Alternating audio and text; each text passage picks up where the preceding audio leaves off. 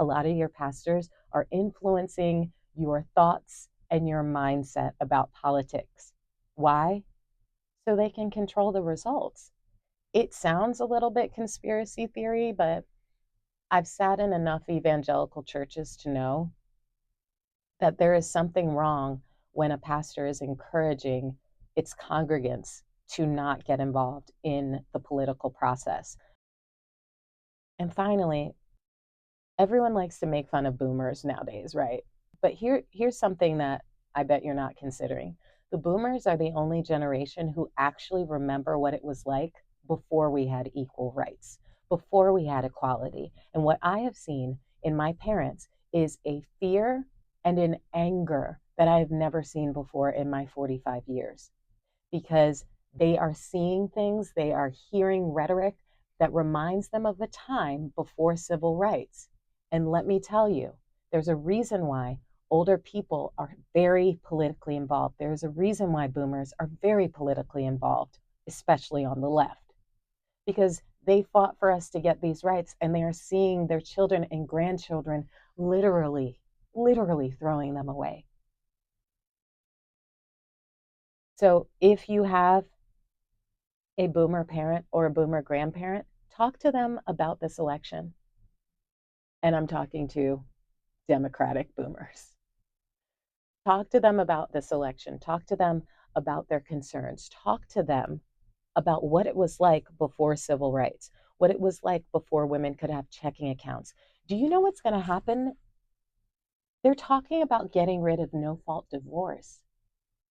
Do you know how many women in domestic violence situations will be stuck in a marriage that literally could kill them? I would still be stuck in a marriage that might have killed me if no-fault divorce was abolished. You already have women dying because they can't get the medical care they need because physicians are afraid of doing abortions because they've been outlawed by people who have never done the research and who don't understand medicine. But yeah, vote third party to prove a point to the Democrats. You are cutting off your nose to spite your face, and I'm simply not going to have a conversation about it. You know what this man is capable of. We've seen it for the past almost 10 years. You know what he's capable of. So to continue to support him, I'm done. I'm done. My boundary is you putting my life at risk. I'm not going to give you a warning. This is your warning. If you're suddenly defriended, that's why. If you've talked to me crazy, I just block you and move on. I don't have time to waste my energy on people who are looking me dead in the face and saying, I don't care about you, I don't care about your safety, and I don't care about any of the issues that Trump has talked about. I don't care. I don't care that we are going to elect a liar. He has been on video saying one thing, and then he'll go in an interview and say, I never said that. And it's all to prove a point. Do you really think that Trump is going to be better for Palestine? That is my question. Let's get VP Harris elected first. And then we can hold her accountable for the things that she is promising to do. And if we have issues with any of her proposed policies, absolutely write letters, do videos, protest. But if Trump is elected, none of that's going to matter. He is literally setting it up so that they are not going to accept any of the results of the election. He's already leading his followers to be violent. And some of y'all who are voting third party, you're putting yourselves in the line of fire. And for Black men voting for Trump, did you see the video of the Black man getting stomped at the Trump rally?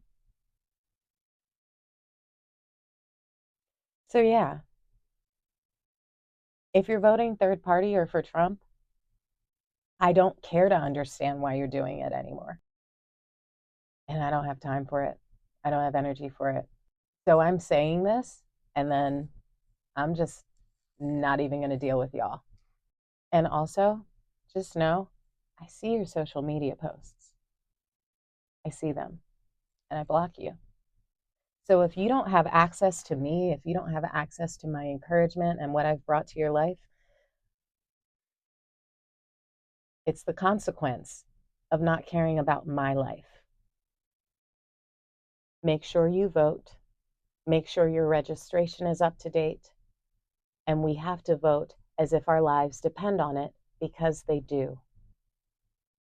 Also, before I go, I want you to think about the message you're sending to your daughters. I want you to think of the message you're sending to Black boys if you're not voting for VP Harris.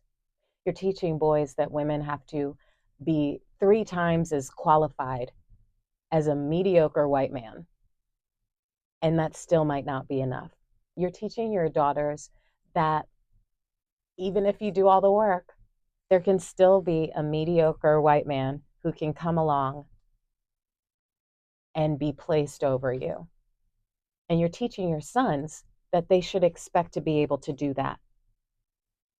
You're teaching your sons that they don't have to work as hard as women, because they can come in at the last minute and just take over. You're teaching your sons that a $700 stimulus check is worth more than their safety and dignity. Your kids are watching. And I'm saying that as an educator. Your children are watching.